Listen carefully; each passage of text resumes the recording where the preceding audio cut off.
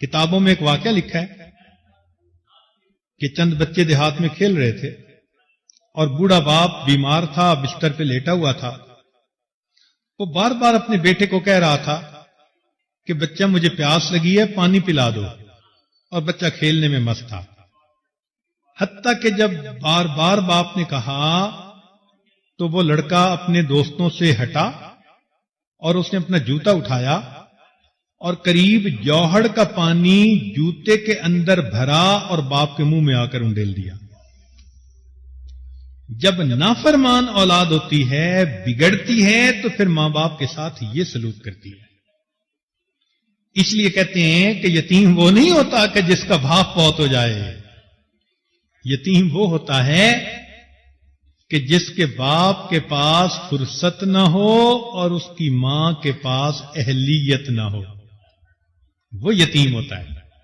ماں نہ اہل ہے، تربیت کرنے کے قابل نہیں، لکھی پڑھی نہیں، خود تربیت یافتہ نہیں، تو ماں نہ اہل ہو اور باپ کو کاروبار سے فرصت ہی نہ ملے، تو ایسے بچے کو حقیقت میں یتیم کہا جاتا ہے۔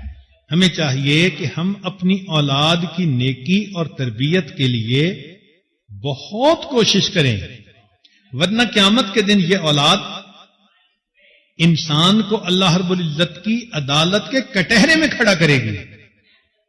یہ بات چھوٹی نہیں ہے، قرآن مجید میں اس کا ثبوت ملتا ہے۔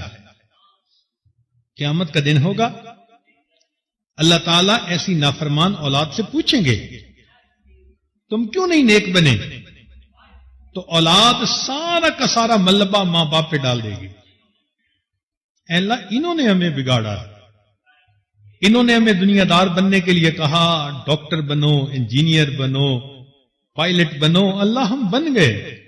انہوں نے دین کے لیے کبھی کہا ہی نہیں تھا، ہم نے دین کی طرف توجہ ہی نہیں دی تھی۔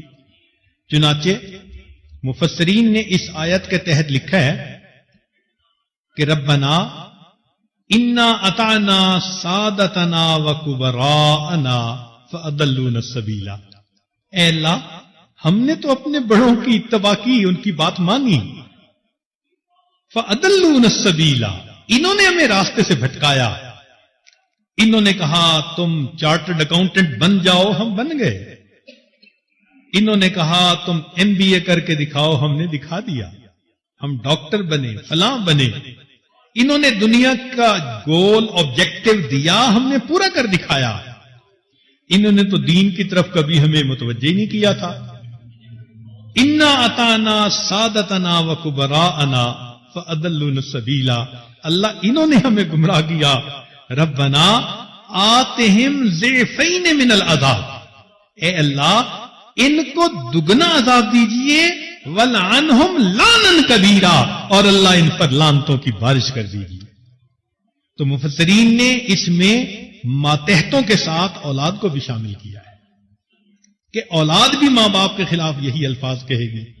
اب سوچئے جن کو آپ اتنی محبت سے پالتی ہیں، اتنی محبت کے لقمے ان کے منہ میں دیتی ہیں، کل یہی اولاد اگر اللہ کے سامنے یہ کہہ رہی ہو کہ اے اللہ میری اس ماں اور میرے باپ کو بھی جہنم بھیجو، اور یہ ساتھ لے کے جہنم میں جائیں، تو پھر ہمارے لیے آخرت کا کیا معاملہ بنا؟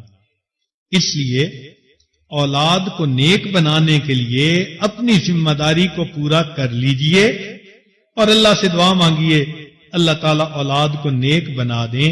جہاں ایک خوشی اللہ نے دی اولاد والی، وہاں اس سے بڑھ کر دوسری خوشی اولاد کا نیک بنانا، وہ بھی اللہ عطا فرما دیں تاکہ ماں باپ کی آنکھیں ٹھنڈی ہوں۔